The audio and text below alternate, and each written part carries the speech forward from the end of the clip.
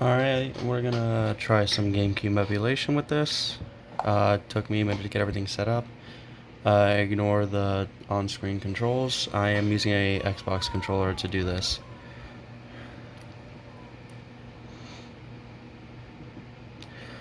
So far it's looking good.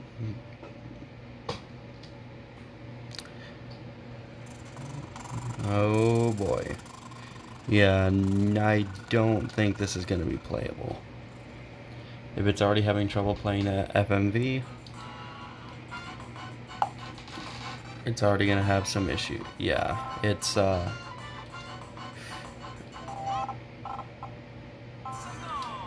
lagging pretty bad. I'm just gonna try and skip through this and see maybe if it's just a menu thing.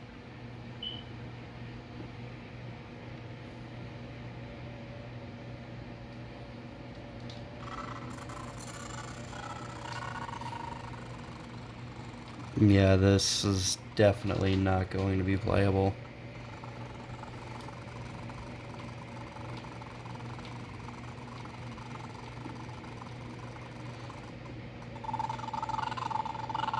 Yeah, this is definitely not playable. So this tablet, the JUSYEA J5, definitely has trouble running this, which is a shame, but it's fine considering it is a lower end tablet.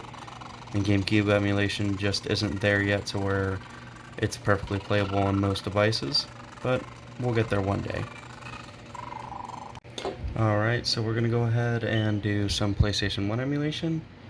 Now, on other tablets I've tested, usually it's an easy thing to do. So I haven't really messed with any of the options, so this is just basically inserting the BIOS, throwing the game on the tablet, and starting it. So the audio latency is there because I haven't messed with it. I just want to see how the tablet handles just PlayStation 1 emulation at default with IPS XE.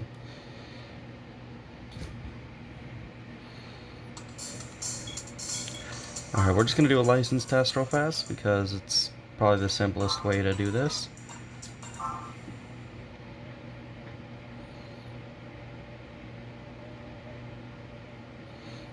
I would have used arcade mode, but unfortunately I wanted to use simulation because I feel it's not for certain tablets. For some reason this is a harder disk to run, and I never really understood why.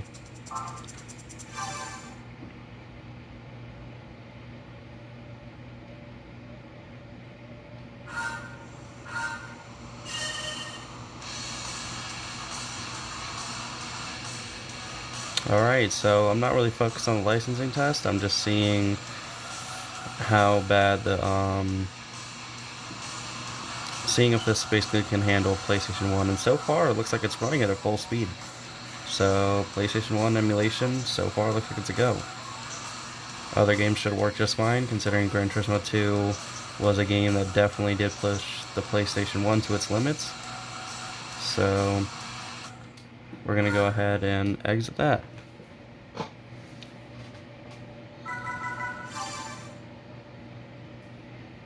Now, I would test a race, but unfortunately, I would have to pass. I would have to buy a car or do all that, yada yada.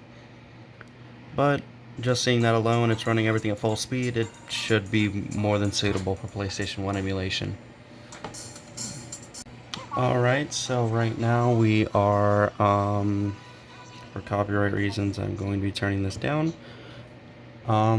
We are running Nintendo 64 emulation using Mupin 64, and so far it's running fine. It's running at native resolution, which is so far the best resolution available on this emulator, and I'm seeing some little bit of stuttering. Well, not stuttering, but just glitching and like the shadows and whatnot. But so far it looks like it's running at a good frame rate. I'm not noticing any slowdowns at all or lagging or anything. Now let's really get into the game and see. Okay, so far it's... And this is all going off of Xbox controller, so forgive me. Alright. So far emulation works great with this game. Usually right off the bat, if you know it's not going to play, is right at the start, because that's when you'll notice the most slowdowns. And if it's slowing down as soon as you start the game, then there's no point in continuing because it's not going to work. So right here, it looks like this N64 emulation is perfect on this device. Alright, so we're gonna do some DS emulation. Now I picked New Super Mario Brothers because this is a more 3D oriented game that uses 3D graphics on the Nintendo DS. I was gonna do Super Mario 64 DS, but I didn't want to do another Super Mario 64 playthrough, so we're just gonna use this really fast and see how well it holds up. Now I do have the volume turned off, unfortunately. Well, at least it's turned off at least low enough so that way YouTube doesn't give me a copyright strike for the sound. But I can tell you now there's no latency at all with the sound. It is working perfectly fine, and as we can see, Nintendo DS is running at full speed. If there's a lag on the video, I'm sorry. I can guarantee you that Nintendo DS is running at full speed on this device.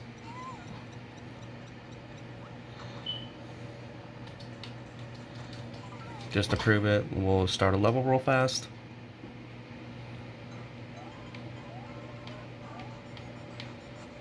As you can see.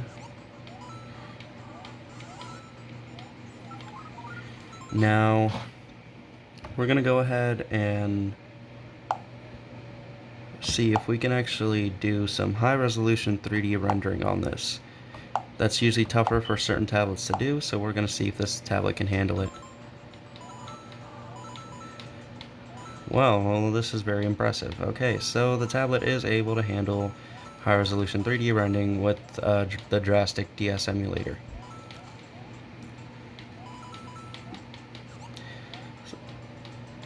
And even though I'm using an Xbox controller connected through Bluetooth, I'm not noticing any latency between the controller and the tablet itself. Like, everything seems to be pretty instant. Yeah, so if you definitely want a device that can emulate this, everything up to, I want to say N64 Nintendo DS, then by all means this tablet looks like it's a go-to.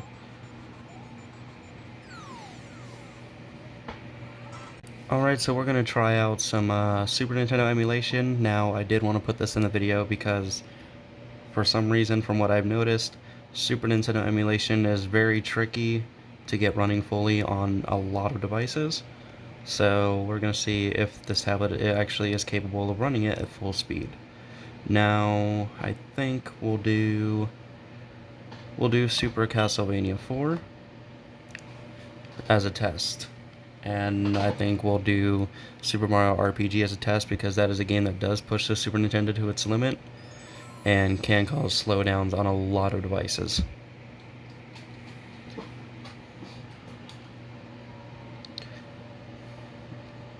We'll just put OK. Alright, so far it's looking good. It's running at a good speed, just from what I can see in the cutscene. Okay.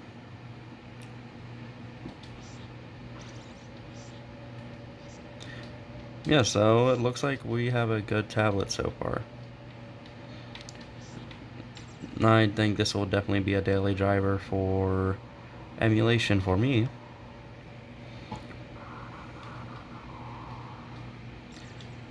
Okay, yeah, it looks like we're getting a good frame rate so far. Definitely no slowdowns at all. And it can handle speeding the game up if you need it to, apparently. Alright. Just going to show you a quick test of Super Mario RPG, because this is a game that a lot of devices have trouble running. I think we'll just go with M for now. Now, okay, yep, it is running at a full speed. Usually, just with this intro alone, it slows down a lot and can actually crash the emulator on certain devices. So I think it's a safe bet that this is definitely going to run everything you need it to, including PlayStation 1 and Nintendo DS. Unfortunately, GameCube will not run on this device. Maybe with some tweaking you can get a better frame rate because I was running it with default settings, but I am not that knowledgeable with the emulator itself.